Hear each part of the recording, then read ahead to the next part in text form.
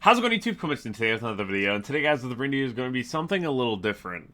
Now, I really feel like there's a few things that I can attribute to getting better at the game, and I've been top 4ing quite a couple of regionals, and hopefully I'll be topping some YCSs soon. And that's one thing where it's just like a waterfall effect, right?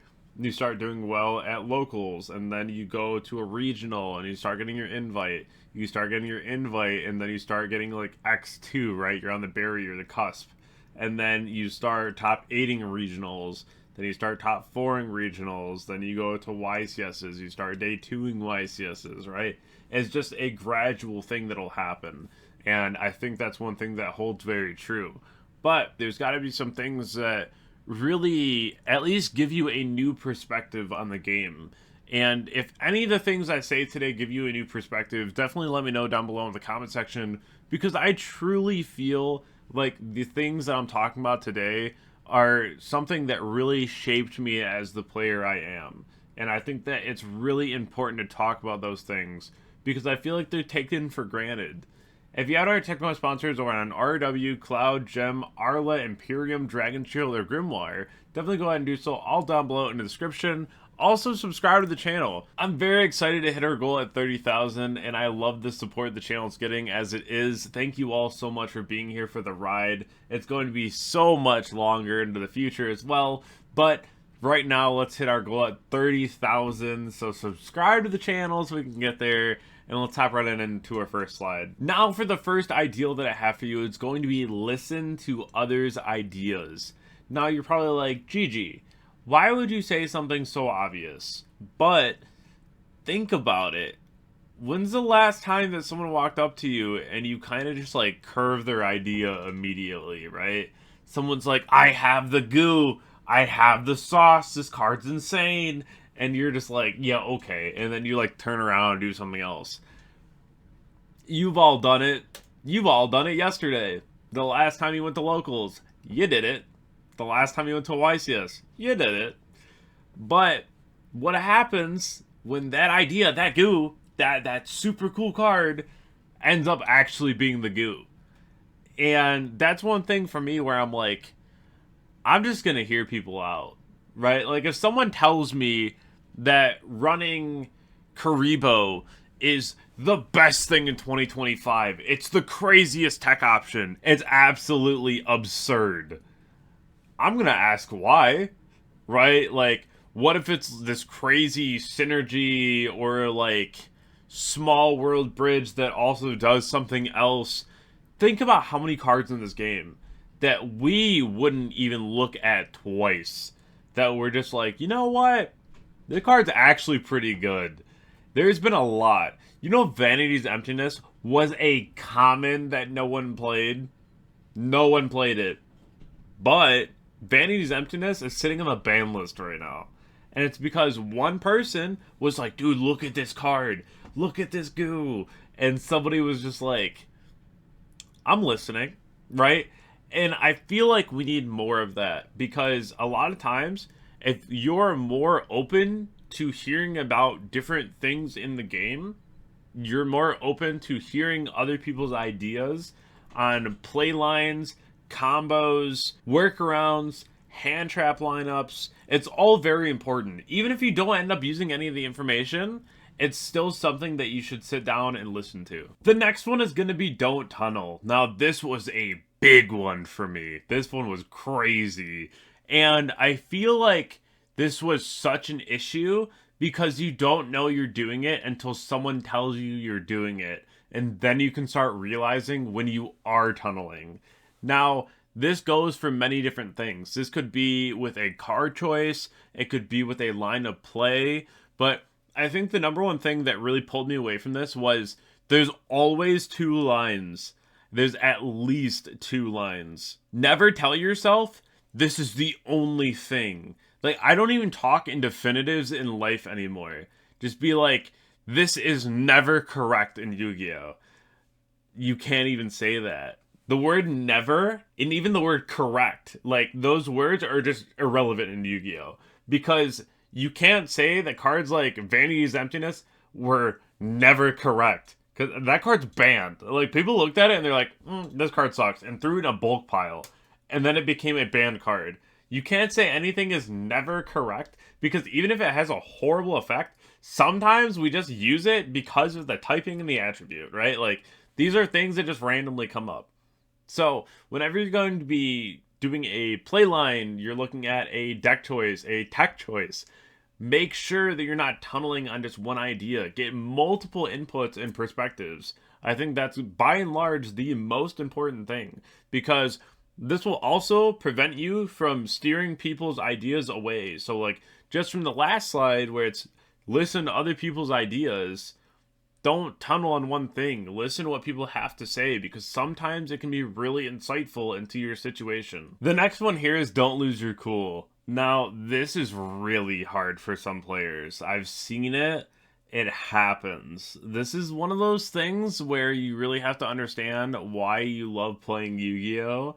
And really hone that energy, because if you're just going to crash out when you lose, you might be playing the wrong game. This doesn't always have to be just a losing scenario, though.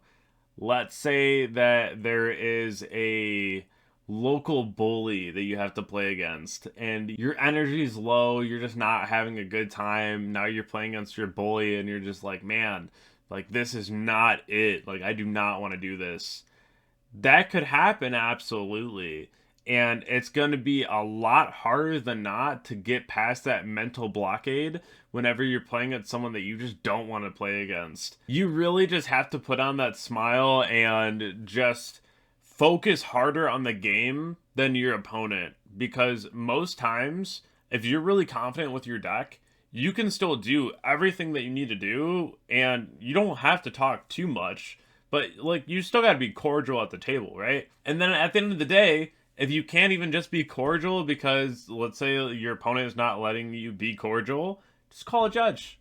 It's one thing where I don't want you to go to an event and then play against a losing situation where you feel like you're doing everything you can and nothing's really working at that point, right? That's one thing where if you lose, you're going to feel even worse that you lost. So push yourself to win, right? Push yourself to just do better in that situation. And I know that's so hard to do. And I applaud you every single day for sitting down and doing your best. But just know that when you win that match, you're gonna feel like $1,000,000. You're gonna feel insane. The next thing here is make it make sense. If you're playing cards in your deck list and you don't know why they're there, why are you playing them? You absolutely should play the better cards in a format, but you also need to lean on that you know how certain cards work in interactions, and if you believe in those interactions, you should play them. And that's one thing where that's how we find like crazy goo and things that we didn't think of, is because people bring those ideas to events and do well because they believed in the interactions. And that's something that I think is really important to know, because you see someone top with those same interactions and you're like, that could have been me. Like, I had that idea and I didn't do it because I wanted to net deck something that I saw, and I played a bunch of cards and I didn't exactly know how to use them, and they didn't really come up for me the right ways all weekend. And this is how it happens. This is exactly how it happens. And it sucks to see it, but you find people who are playing cards and you're like, oh, why'd you play that card? And they're like, I saw it in a video. It wasn't that good for me today, though, because I didn't really use it. And then you see the person who, like, made the profile and they're like, oh, that card's insane because of X, Y, and Z. And you're like, ah, so we didn't practice with those cards. We just added those cards. Make it make sense. If you're going to go to an event, you're spending all this time to travel, and you want to do well, just make sure that at the very minimum, that your deck list makes sense to you, you know your siding patterns, you know why certain cards are there, and you have your own spicy text for the weekend. Don't get caught up in mistakes. I swear this is by and large the number one thing that I see people lose to, is just themselves. You will see someone who loses out in like round 3 and they're like, man, I just lost, I misplayed, that sucked, like I can't believe I did that, that's so bad.